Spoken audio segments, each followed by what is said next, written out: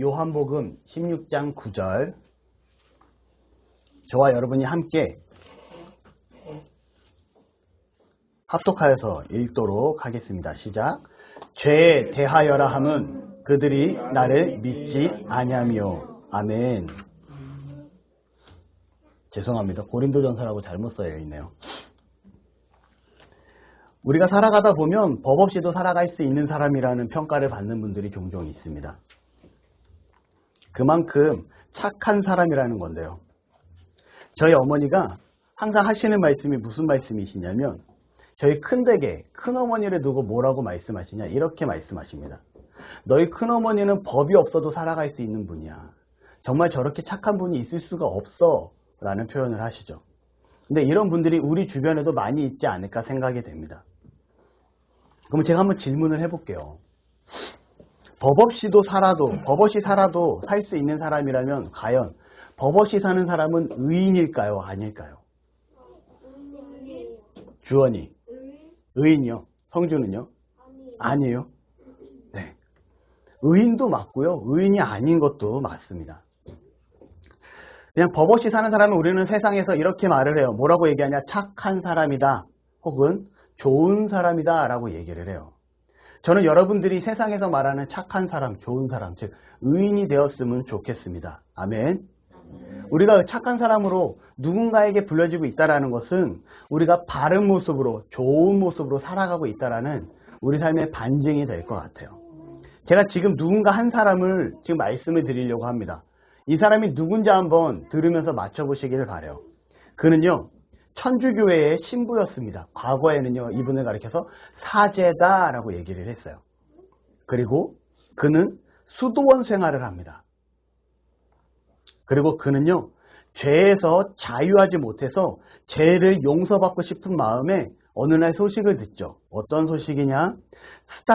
스칼라 산타라는 성당에 계단이 28개가 있는데 그 28개의 계단을 우리는 정상적으로 걸어 올라갈 테지만 무릎으로 기어서 올라가면 하나님께서 죄를 용서해 주신다는 소식을 접합니다. 그리고 그가 로마로 가서 산타 스칼라 성당의 계단을 무릎으로 오르게 되죠. 이거를 우리는 고행이라고 합니다. 그리고 그는요, 누구냐? 종교 개혁자 중에 한 분입니다. 누굴까요? 주원이. 아브라함은 종교 개혁자가 아니에요. 자, 더 나아가 그는 비텐베르크 성당에 면죄부를 반박하는 95개조 반박문을 붙이게 됩니다. 누굴까요? 주원이. 지사님? 네, 맞아요. 마틴 루터입니다. 지금 제가 드린 분은요, 종교개혁자 마틴 루터예요. 이 마틴 루터를 말씀드린 이유가 있습니다. 그가요, 법을 공부하던 법학자였어요. 그는 아주 부유한 집안에서 태어납니다. 어느 정도로 부유하냐? 그 16세기에 광산을 가지고 있는 그 집안의 자손이에요. 그러니 얼마나 부자였겠어요. 광산을 가지고 있었으니까. 그런 그가 아버지의 권유로 법학을 공부하게 되고요. 법학을 함께 공부하는 친구와 길을 걷다가 그 친구가 벼락에 맞아서 옆에서 죽는 모습을 보게 됩니다. 그리고 마틴 루터가 깨닫기 시작을 해요. 야, 인간의 인생이 부질없구나. 어떻게 한순간에 이렇게 죽을 수가 있지? 라고 생각하고 그가 어떻게 하냐? 이제 수도원에 들어갑니다. 그리고 그곳에서 금욕적인 수도원 생활을 시작을 하고요. 그와 함께 그곳에서 학문을 열심히 공부를 해요. 그로 인해서 그가 학문적인 진보를 엄청나게 이뤘다라고 성경학자들은, 신학학자들은, 그를 평가하는 자들은 얘기를 합니다. 더욱이 그는요, 죄를 용서받기 위해서 극단적인 고행을 하고요. 더 나아가선 정말 금식을 하고요. 엄청나게 많은 시간을 기도하기 시작을 하고요. 철야를 하기 시작을 합니다. 그리고 추위를 견디는 일을 감당을 하기 시작을 하죠. 왜 이렇게 하냐? 그가 나의 이러한 고행이, 나의 이러한 수고가 하나님 앞에 구원의 방편이 될 것이다 라는 잘못된 믿음을 가지고 노력을 했다라는 거예요. 결국 그는 그 죄의식에서 해방이 됐을까요? 해방이 되지 않았을까요? 그렇죠. 아무리 금식을 해도요, 아무리 잠을 안 자고 기도를 해도요, 아무리 열심히 공부를 해도요, 그가 아무리 수도 생활에 적극적으로 최선을 다했다 할지라도 그는 죄에서 해결되지 않습니다. 죄의식이. 그러던 어느 날 산타스칼라 성당에 무릎을 꿇고 계단을 오르면 죄를 용서받는다는 소식을 접하게 되고요. 그가 어떻게 하게 됩니까? 산타스칼라 성당이 있는 로마로 건너가게 됩니다. 그리고 그가 정말 무릎으로 기어서 어떻게 해요? 그 성당을 오르게 되죠. 자, 마틴 루터 혼자만 올라가고 있었을까요? 아니요. 많은 사람이 그곳에 같이 올라갑니다. 그곳의 정상에 올라갔을 때 그의 마음 가운데 죄에서 해방된 해방감을 느꼈냐? 아니요. 여전히 죄 가운데 나는 죄인이고 내 죄의식이 해결되지 않음에 고뇌하고 번뇌하고 있는 자신의 모습을 발견했다라는 거죠. 마틴 루터가 죄인에서 벗어나고자 수많은 노력과 행위를 하지만 결국 그는 죄 가운데 더더욱 작아지는 자신을 발견하게만 됩니다. 우리의 행함의 노력으로 우리도 마틴 루터와 마찬가지로 구원의 문제를, 의로움의 문제를 해결할 수 없음을 기억할 수 있는 저와 여러분이 되시기를 바랍니다. 다시 말씀드려요. 행위로는요, 우리가 의로운 자가 될 수가 없습니다. 그러던 죄의식에 사로잡혀 있던 마틴 루터에게 어느 날 구원의 확신을 얻게 되는, 죄에서 해방이 되는, 의로운 자로서 깨닫게 되는 놀라운 역사가 벌어지게 되는데요. 우리 한번 같이 말씀을 보도록 하겠습니다. 함께 읽을게요. 시작. 복음에는 하나님의 의가 나타나서 믿음으로 믿음에 이르게 하나니 기록된 바 오직 의인은 믿음으로 말미암아 살리라 한가 같으니라. 아멘. 그가 로마서를 읽다가 로마서 1장 17절 말씀을 보고 깨닫기 시작을 해요. 아, 믿음이 구원을 이루게 하는구나. 믿음이 의로움에 이를 수 있게 하는구나 라는 말씀을 깨닫기 시작을 합니다. 그리고 그가 이렇게 고백을 해요. 그는 죄의식에서 해방이 되고요. 이제 죄에 사로잡혀 있는 자가 아니에요. 이 말씀을 듣고 내가 아무리 노력해도 행할 수 없었던 그 구원을 예수 그리스도를 믿음으로 의롭게 되는구나 깨닫고 이렇게 고백합니다. 나는 새롭게 거듭나게 되었다는 느낌을 강하게 받았고 내가 활짝 열린 문을 통해서 천국 낙원에 들어가게 되었음을 확신하게 되었다. 라고 마틴 루터는 고백을 합니다.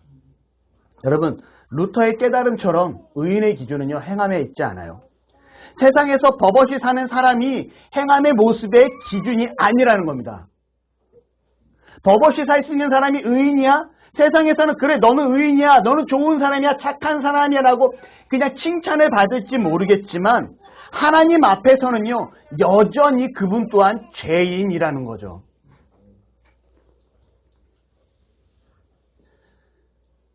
우리가 의인이 될 수 있는 유일한 길은 한 가지입니다. 바로 나의 죄 때문에 십자가에 돌아가 죽으신, 십자가에서 죽으신 그 예수님을 믿는 것. 이것이 바로 믿음의 조건이고요. 이 믿음을 가지고 하나님 앞에 나갈 때 하나님은 너는 의로운 사람이야 라고 우리를 인정해 주심을 기억하시기를 바랍니다. 이게 바로 믿음이고 우리가 구원에 이르는 길이고요. 우리가 의로운 자로 살아갈 수 있는 방편입니다. 안에 친한 친구분이 있어요. 우리 교회는 나눔톡을 하죠. 나눔톡을 제가 매일같이 보내드립니다. 그 나눔톡 내용 중에 오늘 본문 말씀이 나눔톡의 이번 주 수요일 말씀이었어요. 그때 아내 한 친구가 이런 말을 해요. 아내한테. 전도 대상자에게도 제가 아내한테 보내라고 했고 아내가 보내고 있습니다. 이런 글을 씁니다. 언니, 그러니까 나는 죄인이라는 거지? 이렇게 나눔톡을 보내요. 전 그 사실이 너무 기쁩니다.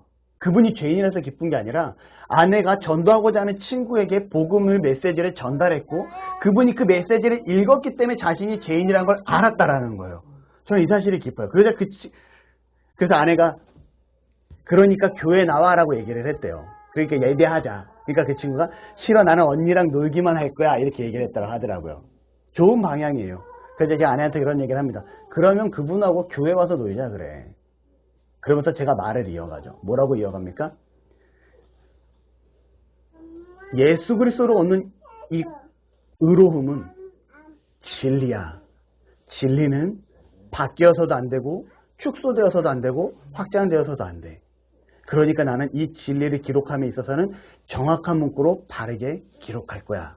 라고 아내한테 얘기를 합니다. 그런 것 같아요. 여러분, 우리가 하나님 앞에 의로운 자가 되는 데 있어서 가장 중요한 것은 예수 그리스도를 믿는 것입니다. 세상의 기준이 아니라 우리가 하나님의 기준으로 바라봐야 됨을 기억하시기를 바라요. 그러면 이런 질문을 할 수 있을 것 같아요. 아니, 그러면 정말 착하고 바르게 사는 사람은 억울하지 않습니까? 그분은 세상 가운데, 그런 사람들은 세상 가운데서 착하다, 좋은 사람이다라고 칭찬받고 있는데 예수님을 믿지 않는다라는 그 이유만으로 죄인 취급당하는 거는 너무하지 않습니까? 우리가 이 기준을 세상에서 바라봐서는 안 된다라는 거예요. 태양이 있습니다. 나눔톡 11월 18일 날 내용에 나왔던 예화예요. 태양을 바라볼 때 어느 누구도 태양을 정면으로 바라보고 가만히 있을 수 있는 사람은 아무도 없습니다. 주원아, 어떻게 하게 될까? 태양을 볼 때. 눈부신 태양을 눈에 딱 뜨고 이렇게 눈을 붙잡고 태양을 이렇게 보고 있을까요? 성주. 눈이 실성하게 돼요. 눈이 실성하게 돼요. 실성했네. 어쨌든 네. 눈이 안 보이게 되고. 맞아요. 피부가 다 타요. 네. 우리는 태양을 볼 때 눈을 감거나 아니면 손으로 태양을 가립니다. 왜요? 그 빛이 너무나 강하고 뜨겁고 눈이 부시기 때문에. 이처럼 태양 앞에서는요, 그 수많은 사람들이 다 똑같이 보일 수밖에 없어요. 어느 누구 하나 잘난 사람이든 못난 사람이든 훌륭한 사람이든 훌륭하지 않은 사람이든 그 태양을 바라볼 때 누구나 다 손으로 얼굴을 가릴 수밖에 없는 조건입니다. 하나님이 우리를 바라봤을 때 우리는 하나님의 얼굴을 우리의 손으로 가릴 수밖에 없어요. 대면해 볼 수가 없다라는 거죠. 그분 하나님은요, 우리 사람이 바라봤을 때 정말 높고 높으신 그분이시고, 그분이 우리 사람을 봤을 때 네가 잘났건 네가 못났건 네가 훌륭하건 네가 훌륭하지 않건 내가 봤을 땐 다 똑같은 내 피조물이고 사람이야 라고 말씀하신다라는 거죠. 사람의 기준으로 세상을 바라봤을 때는 의로운 사람일지 모르겠지만 하나님의 기준으로 바라봤을 때는 누구나 똑같은 사람이라는 거예요. 근데 이 똑같은 사람이 안 되는 단 한 가지 방법이 있습니다. 앞에서 말씀드린 예수 그리스도를 믿는 것. 그 예수님을 믿을 때 하나님은 너는 의로운 자다라고 말씀을 해주셨다는 거죠. 구약 성경에 보면요, 이스라엘 백성들이 애굽에서 가나안 땅으로 가기 위해서 광야 생활을 시작합니다. 이때 하나님께서 이스라엘 백성을 위해 모세를 통해서 십계명과 율법을 허락해 주세요.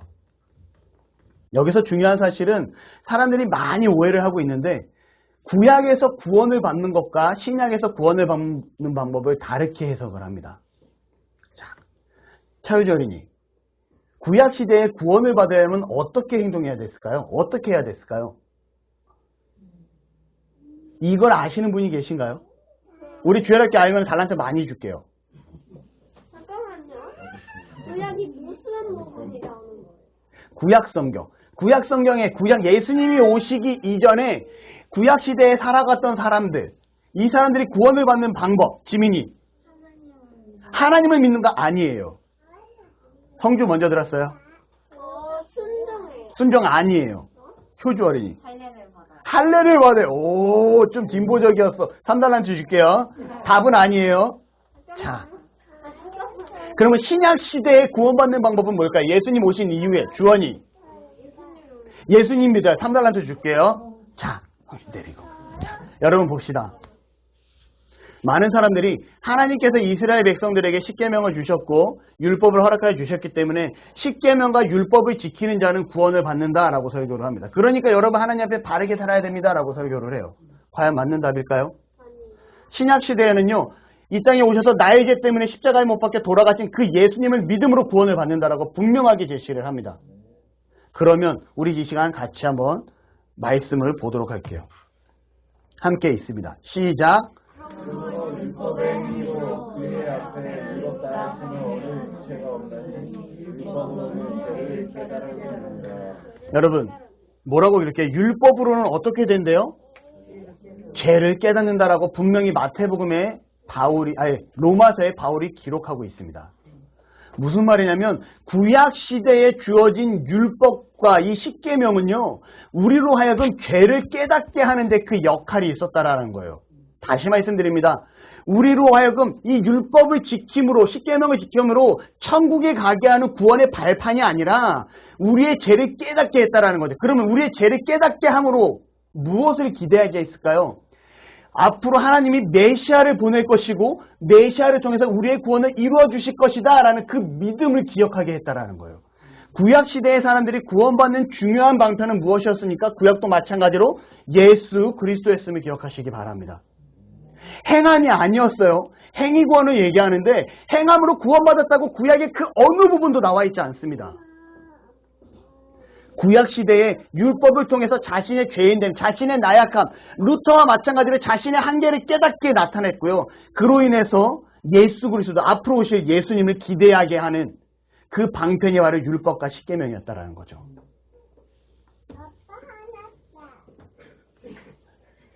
자, 여러분, 마틴 루터가 아무리 고행을 하고 수도 생활에 열심히 해도요, 그는 죄에서 해방될 수 없었습니다. 결과적으로 로마서 1장 17절에 오직 의인은 믿음으로 말미암아 살리라라는 기록처럼 예수님만이 의인으로 우리를 이끄실 수 있음을 기억하시기를 바라요. 전사님, 제가 교회 생활 하다 보니까 성경을 좀 많이 읽었는데 야고보서에 보면 행함이 없는 믿음은 죽은 믿음이다라고 얘기를 합니다.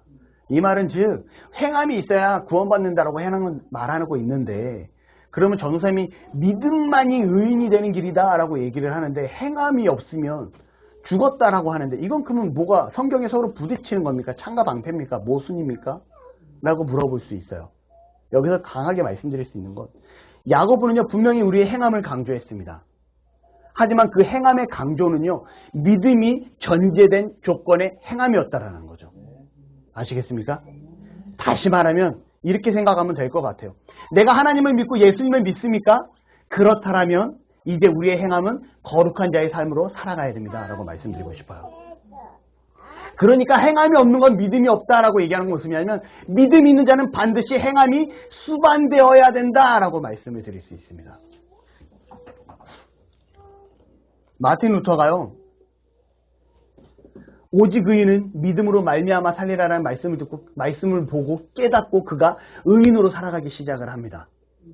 더 이상 그 고행과 이런 수고로움에 그가 연연하지 않아요.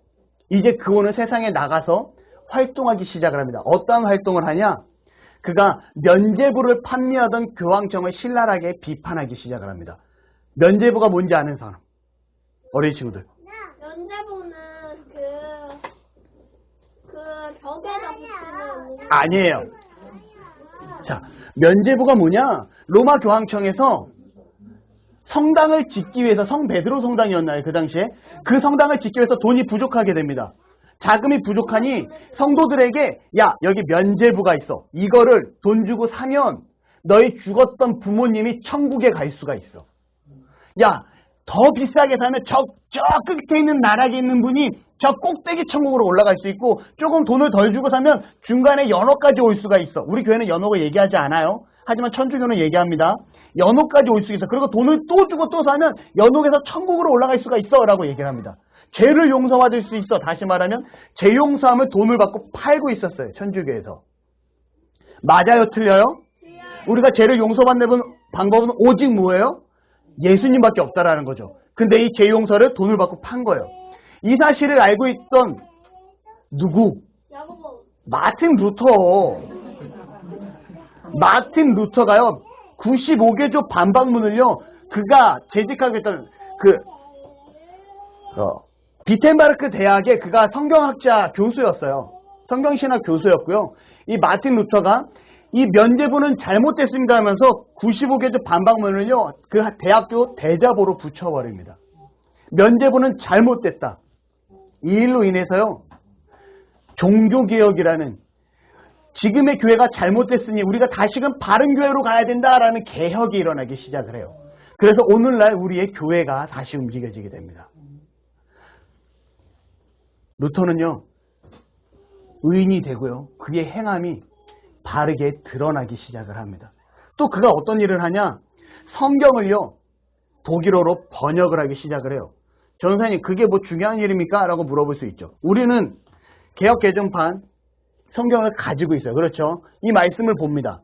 누군가 이 성경을 번역한 거죠. 전 세계에 수많은 성경이 200개 언어 이상의 언어로 지금 번역이 되어 있다 그래요. 그런데 여러분, 그 당시에는요 성경이 무슨 언어로만 기록되어 있었을까요? 라틴어로만 기록됩니다. 신성한 언어는 라틴어다 그러고 라틴어로만 성경이 번역되어 있고요. 독일 사람들이 예배를 드리는데 신부가 라틴어로 설교를 합니다. 알아들을까요? 주하나, 전선생님이 지금 영어로 설교를 해. 우리 주원이는 영어를 잘하니까 조금은 이해하겠지. 하지만 아주 잘 알아들을 수 있을까요? 그건 아니죠. 그래요. 전선생님이 영어를 못하니까 더 전달이 안 돼요. 그 당시에는요, 성경도 라틴어로 기록되고요. 성경을 전하는 메시지도 라틴어로 하게 되고요. 일반인들은 성경을 소유할 수 없게 됩니다. 그게 그 시대의 법이에요. 교회법이에요. 그런데 루터가 어떻게 합니까? 이건 잘못된 것입니다 하고 성경을 번역하기 시작을 해요. 그 번역이 얼마나 훌륭했던 게 오늘날 독일교회는 아직도 루터판 성경 번역본을 쓰고 있습니다. 그리고 그 성경 번역을 너무나 감사한 건 우리나라에도 금속활자가 있고 서양에도 금속활자가 있죠. 서양에 최초로 나온 게 무슨 금속활자예요? 비텐베르크 금속활자라고 합니다. 맞죠? 구텐베르크죠. 비텐베르크가 아니라. 지사에도 헷갈리셨어요? 구텐베르크 금속활자예요. 근데 이 금속활자가 루터가 성경을 번역했을 때 그 시기에 개발이 돼요. 그리고 루터의 그 성경을 복사본을 찍기 시작을 합니다. 그리고 일반인들이 성경을 볼 수가 있는 상황에 놓이게 되었다는 거죠. 의인이 되었던 루터가 그가 행함으로 옮기지 않았다라면, 이러한 수고로움을 감당하지 않았다라면 이러한 역사가 일어나지 않았을 수도 있어요. 여러분, 우리가 믿음을 가지고 하나님 앞에 산다라면 이제는 그에 따른, 그에 걸맞는 행함이 있기를 바랍니다. 우리는요, 정말 그리스도인다운 모습을 갖춰야 될 줄로 믿어요. 제가 요즘 이동하는 과정에 있어서 그냥 바빠요. 감사하게 너무 바빠요. 너무 행복해요. 여기저기 이동을 합니다. 현장과 현장을 다니면서. 참고로 저는 개인 사업을 하고 있고요. 건설 쪽에 인테리어나 이런 일을 하고 있어요. 사업을 하면서 교회도 섬기고 있는데 열심히 여기저기 현장을 다녀가면서 사람들을 붙여놓고 일을 시키고 이렇게 움직입니다. 움직이는 과정에 좀 찬양과 말씀을 들기 위해서 되게 나름 집중을 해요. 그리고 얼마 전에 이찬수 목사님의 설교를 좀 틀어놓고 움직이게 됩니다. 이찬수 목사님이 설교의 예화 중에 이런 내용이 나와요. 뭐가 나오냐면 한 여집사님이, 과거 얘기예요. 한 여집사님이 목사님들한테 실망했다라는 내용을 다른 집사님한테 하는 내용을 이 목사님이 듣게 됩니다. 아니, 무슨 목사님이 무슨 실수를 했길래 이 여집사님이 목사님한테 실수를 했을까? 내용인즉슨 과거에는요, 차가 많은 집도 없고 그러다 보니까 교회에서 부흥 집회를 하고 부흥 강사 목사님을 모셨는데 이 목사님이 걸어서 다니게 하기에는 담임 목사님으로 좀 죄송스러웠나 봐요.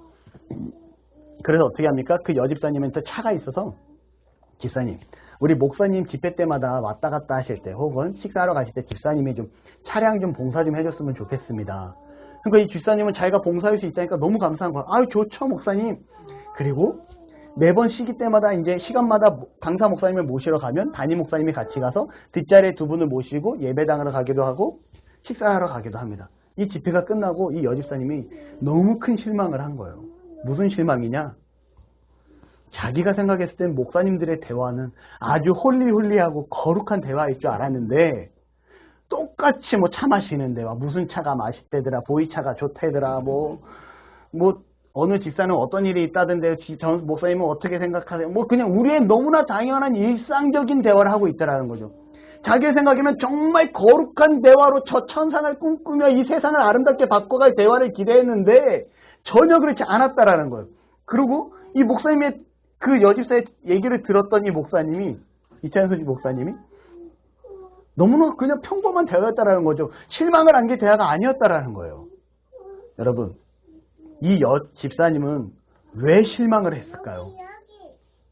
그거는 바로 목사님에 대한 기대 심리가 높았다라는 거예요.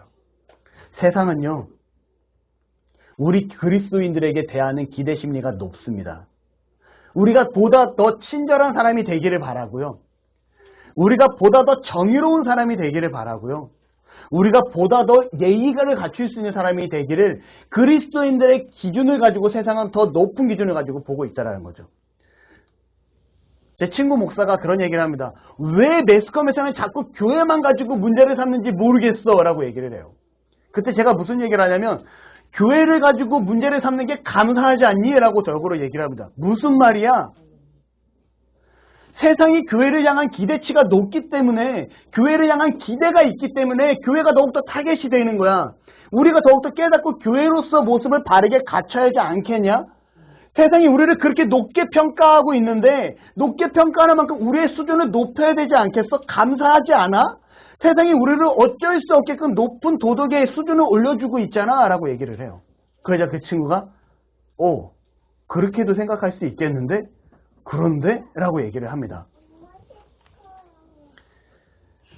여러분, 우리는요, 세상의 기준을 가지고 내가 바라볼 것이 아니라 세상에서 우리를 향한 기준이 이미 높아져 있음을 기억하시길 바라요. 우리가 예수님을 믿고 의로운 자가 되었는데 그에 따르는 행함을 해야 되는 우리는 세상에서 이미 너는 그리스도인이 더 바른 모습을 가져야 되고 더 멋진 행동을 해야 돼 라고 바라보고 있다는 거죠. 우리는 역으로 어떻게 하셔야 됩니까? 나는 그리스도이냐. 그렇기 때문에 내가 더욱더 바른 행동을 할 수 있어야 돼 라는 바로 신분의식을 갖춰야 됨을 이 시간 고백합니다.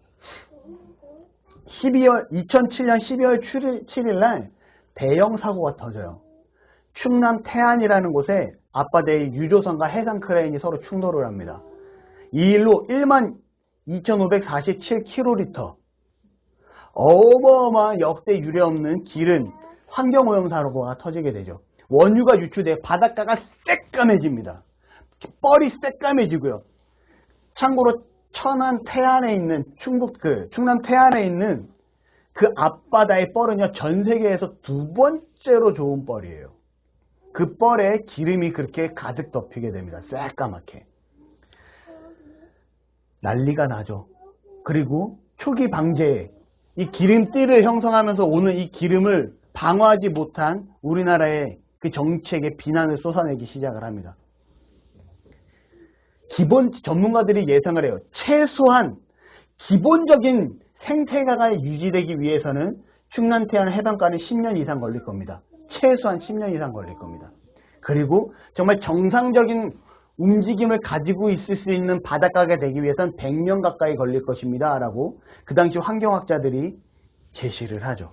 전망을 합니다. 근데 놀라운 건요. 수많은 사람들이 충남 태안으로 가서 기름을 닦기 시작을 해요. 얼마 정도 되는 사람들이 그곳에 가서 기름을 닦았을까요? 100만 명 넘게. 맞아요.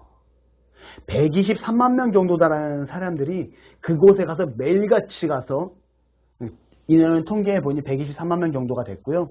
매일같이 가서 기름을 닦습니다. 해외에서 인공위성으로 태안 앞바다를 찍은 게 있어요. 6개월 동안 찍어서 그걸 빨리 돌립니다. 삐 하고 돌리는 거 있죠? 빨리 돌리는데 새까만데 정말 개미띠같이 사람들 검은 머리 옷 입은 사람들 있죠? 가운 입고 있잖아요. 다 드라드라 이거를 반복하는데 점점 바닷가 색깔이요. 검은때가 점점 깨끗해지는 게 보이기 시작을 합니다. 전 세계에서 이걸 보고 기적이라 그래요. 이런 국가가 없다라고 얘기합니다. 너무나 재밌는 건 2016년에 세계 자연보전 연맹이 있습니다. 그곳에서 충남 태안의 그 앞바다를요, 태안 해안국립공원을 청정지역이다라고 다시 인정을 하게 돼요. 몇 년 만에요? 9년 만에. 10년이 있어도 가장 기본적인 생태계 활동이 가능할지 모르겠다라고 표현했는데 이미 9년 만에 완벽하게 회복을 하고요. 9년 만에 이미 청정지역으로 인정을 받게 됩니다. 여러분, 근데 여기에서 아주 중요한 모습이 있어요. 전 너무 행복했어요. 뭐냐면 그 당시에 기독교회가 엄청나게 많이 그곳으로 달려갔고요. 기독교 단체들이 그곳에서 엄청나게 많이 후원을 했고요. 기독교 단체들이 엄청나게 많은 서포트를 했다라는 거예요. 이게 바로 신분의식입니다. 문제가 터졌을 때 우리가 가야 돼. 내가 가야 돼. 그리스도인이 먼저 움직여야 돼. 세상은 우리 향해서 그렇게 바라보고 있고요. 우리가 먼저 그 안에서 움직여야 되는 거. 이게 바로 신분의식이라는 거죠. 여러분, 저는요, 우리가 이런 신분의식을 갖추기를 바랍니다. 예수 그리스도를 통해서 구원받았습니까? 그렇다면 행함이 있기를 바랍니다. 그 행함은 세상이 바라보는 기준을 넘어서 나는 하나님의 사람이야 라는 자세를 가지고 하나님의 사람답게 세상에 나아가 행할 수 있는 은혜가 있기를 바랍니다. 더 나아가 그러한 행함으로과 함께 우리가 복음을 전할 수 있는, 그리스도의 복음을 다시 그들이 죽어가는 자들에게 의인이 될 수 있는 기회를 제공할 수 있는 저와 여러분들이 되시기를 바랍니다. 기도하겠습니다. 할렐루야. 하나님 감사합니다. 우리를 사랑하시고 이 시간 말씀을 통하여 나눌 수 있게 하시니 감사드립니다. 하나님, 예수님만이 우리가 의인이 될 수 있는 길임을 알게 하시고 예수 그리스도를 믿어 우리가 의인이 되게 하시고 그에 따르는 행함을 하게 하여 주시옵소서. 그러함을 통해 우리가 세상에 나아가 또한 복음을 전하게 하시고 정말 하나님의 기쁨이 될 수 있는 우리 나눔 교회 모두가 되어지도록 주께서 축복하시고 함께하여 주시옵소서. 감사드리며 예수님의 이름으로 기도드립니다. 아멘.